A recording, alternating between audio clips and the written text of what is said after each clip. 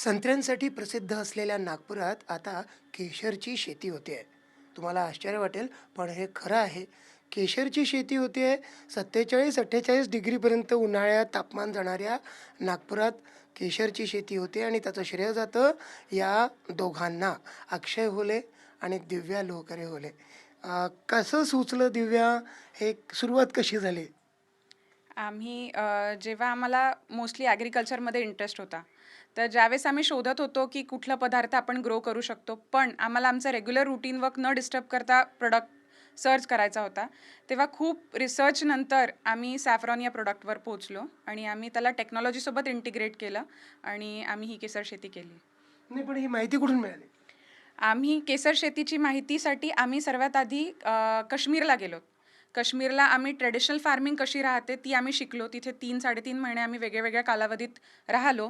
तिकडच्या जे फार्मर्स आहेत त्यांच्या हेल्पनी आम्ही ट्रेडिशनल केसर शेती शिकलो आणि मग आम्ही त्याला टेक्नॉलॉजीसोबत कोलॅबोरेशन करून आम्ही केसर शेती केली. पण प्रश्न हा आहे अक्षय, की काश्मीरचं तापमान वेगळं आणि जसं मी आत्ता बोललो उन्हाळ्यात आपण 47-48 डिग्रीपर्यंत जातो. आपलं तापमान वेगळं.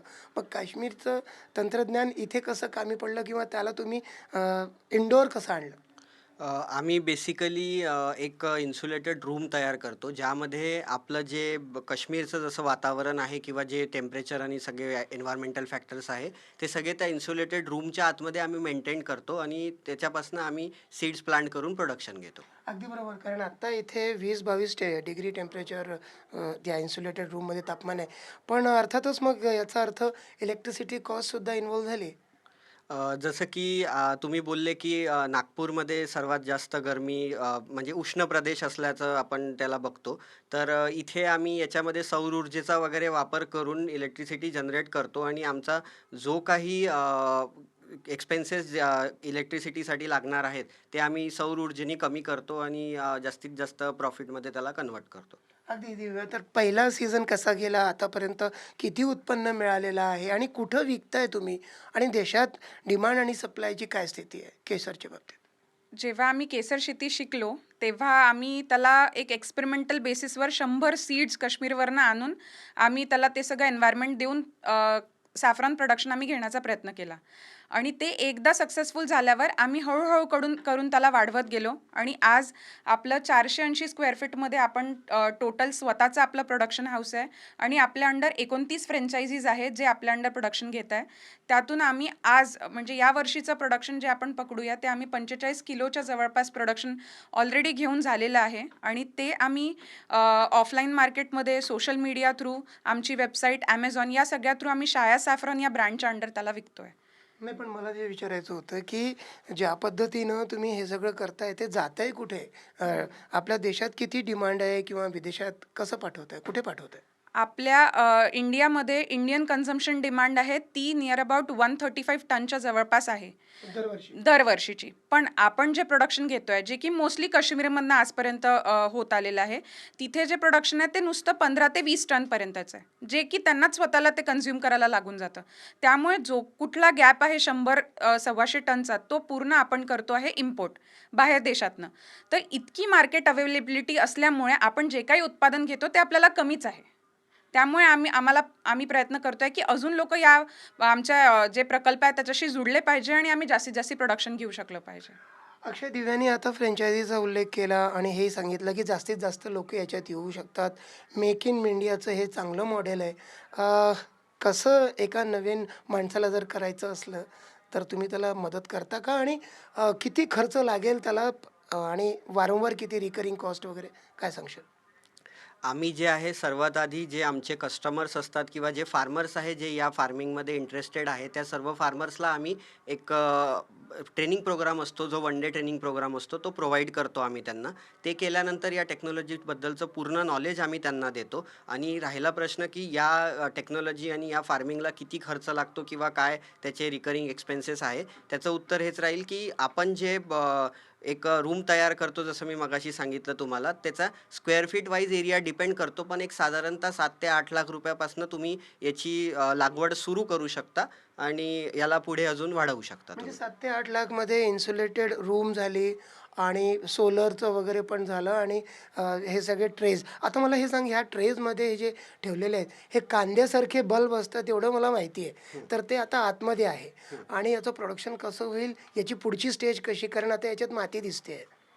आता जी ही स्टेज आहे याला आम्ही डॉर्मन्सी किंवा सीडचा स्लीप मोड म्हणतो. त्या मोडमध्ये त्यांना जे न्यूट्रिशन्स हवे असतात प्रोडक्शन किंवा उत्पादनासाठी, ते न्यूट्रिशन्स ते मातीमधनं घेतात आणि उरलेले म्हणजे 8 महिने यांना आम्ही इथे ठेवतो आणि उरलेले 4 महिने प्रोडक्शन पिरियड असतो जो ऑगस्ट ते डिसेंबरचा असतो. त्या पिरियडमध्ये त्यांना आम्ही मातीमधनं काढून त्यांच्यापासून फ्लावरिंग घेतो आणि फ्लावरिंगमधनं केसर आपलं तयार होतं. याच्यासाठी आणखी वेगळं काही करण्याची गरज आहे, काही मशीन वगैरे काही?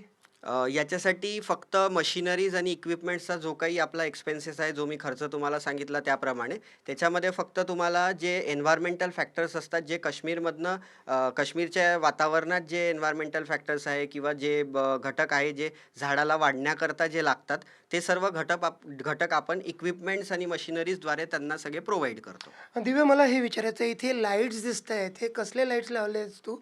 आणि हे जे इथे आहे बल्ब, ते हे कधी प्रोडक्शन होतं, काय सांगशाल? आता जे लाईट्स तुम्ही इकडे बघू शकता, थोडं लाईट पिंक शेड याच्यात आहे.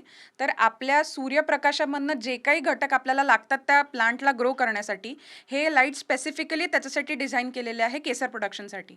तर त्या लाईट थ्रू आपण जे काही प्रोडक्शन आहे ते घेतो. आणि ही जी माती आहे तुम्ही बघू शकता, ही याची आता सध्या जसं मल्टिप्लिकेशन डॉर्मन्सी स्टेज आपण जी म्हणतो, ही 8 महिन्याची असते आणि उरलेले 4 महिने जे काही आहे ते आपण याच्यातनं उत्पादन घेतो, ते पण माती आणि पाण्याशिवाय.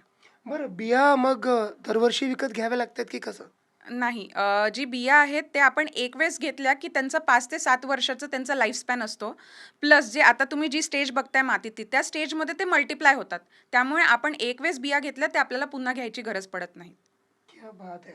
तर तुम्हाला असं खात्रीनं सांगावंसं वाटतं आमच्या प्रेक्षकांना, की अ, ही जी शेती आहे केसरची, हे कोणत्याही तापमानामध्ये, तापमानाच्या प्रदेशामध्ये भारतात कुठेही घेता येऊ शकते आणि स्काय इज द लिमिट जसं तुम्ही म्हणालात, की इतकं जास्त डिमांड आहे आणि फक्त इतकंच टक्के, 10-20% जेवढं प्रोडक्शन आपल्याकडे आहे. असं खात्रीने सांगू शकशील? हो सर, आम्ही खात्रीने सांगू शकतो. जसं मॅडमनी सांगितलं त्याप्रमाणे आम्ही फ्रँचायझीज पण देतो आहे आणि सक्सेसफुली याला प्रोडक्शन पण घेतो आहे आणि याला कुठल्याही वातावरणाचा किंवा कुठल्याही एन्व्हायर्मेंटल फॅक्टर्सचा या एका रूममध्ये जिथे आम्ही हे उत्पन्न घेतो आहे आणि जी एरोपोनिक्स टेक्नॉलॉजी आम्ही यूज करतो आहे, त्याच्यामध्ये तिथे कुठेही त्या बाहेरच्या वातावरणाचा संबंध असणार नाही. त्याच्यामुळे आपल्याला हवं आहे तशाप्रमाणे आपण ते वातावरण तयार करतो आणि तिथे आपण हे उत्पादन घेतो आहे. आतापर्यंत किती उत्पादन मिळालंय किंवा किती प्रॉफिट किंवा लॉस काय झालाय? सध्या तरी आम्ही म्हणजे एक्सपान्शन आणि या सगळ्या याच्यावरती फोकस करतो आहे. तर दरवर्षी जे पण काही उत्पन्न आम्ही इथनं घेतो किंवा जे पण काही प्रॉफिट आम्ही कमवतो, ते सर्व आम्ही त्याच्यामध्ये रिइन्व्हेस्ट करतो आहे आणि आमचा प्रोडक्शन एरिया जो आहे तो एक्सपांड करतो आहे. बरं दिव्या, स्वतः बँकर आहेस, अक्षय व्यावसायिक आहे. तुम्ही आपली सगळी कामं सांभाळून हे कसं करताय? कारण ही जी शेती आहे ती कम्प्लिटली तुमची इक्विपमेंट्स आणि मशिनरीजच्या बेसिसवर आहे. तुम्हाला दिवसातनं प्रोडक्शन पिरियडमध्ये फक्त 5 ते 10 मिनिटं याच्यासाठी द्यावं लागतो. त्याच्यामुळे तुम्ही आपलं जे रेग्युलर रुटीन वर्क आहे ते सांभाळून सुद्धा शेती करू शकता.